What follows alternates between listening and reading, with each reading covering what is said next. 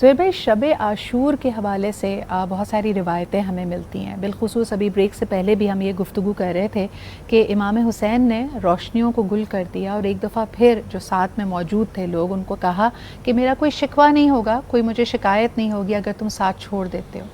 اس واقعے سے ہمیں کیا سمجھ آتا ہے؟ دیکھیے، ایک بہت اہم بات، جیسا کہ ابھی آپ نے کہا کہ امام حسین نے عباس کو بھیجا تھا مہلت کے لیے۔ دراصل امام حسین جو کچھ کر رہے تھے وہ ماضی کے واقعات کو دیکھتے ہوئے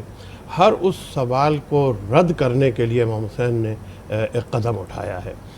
امام حسین یہ نہیں چاہتے تھے کہ کوئی یہ کہے، کیونکہ شب میں حملہ جو ہوا تھا وہ تقریباً مغرب کا یہ سمجھ لے کہ وقت جھٹپٹے کا وقت تھا۔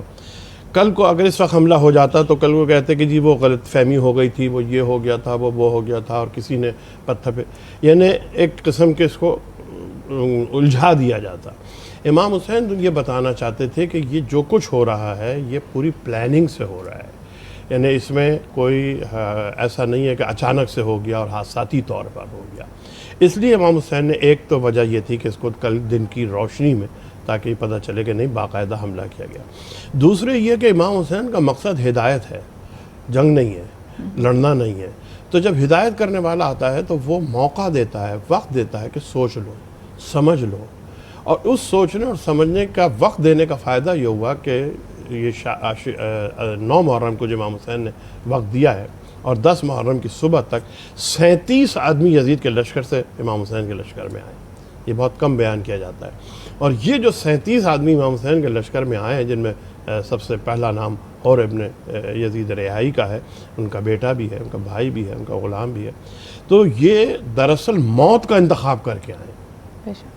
یعنی قربانی کی نیت سے آئی ہیں، جانثاری کی نیت سے، اس لیے ان کا بہت بڑا رتبہ ہے۔ اور ان 37 میں سے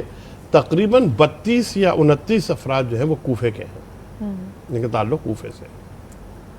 تو یہ امام حسین نے مہلت دی تھی رات کو کہ اب بھی سوچ لو، سمجھ لو، کوئی ادھر سے ادھر آنا چاہے تو دروازے کھلے ہوئے ہیں۔ یہی کوچ امام حسین کا مقصد تھا چراغ گل کر کے جانے میں، کہ دیکھو کل کو کوئی یہ نہ سوچے کہ کہے کہ جی وہ شرم حضوری میں رہ گئے تھے، وہ خوف کی وجہ سے رہ گئے تھے، کوئی راستہ نہیں تھا، کیا کہتے امام حسین کو، کیسے جاتے۔ امام حسین نے ہر وہ پہلو جو کسی کے جانے کے لیے تھا وہ اجاگر کر دیا کہ راستہ کھلا ہے، جاؤ۔ یعنی حق اور باطل کی ایسی تفریق کر دی جو تا قیامت رہے گی۔ تبھی ہم کہتے ہیں کہ ایک لازوال قربانی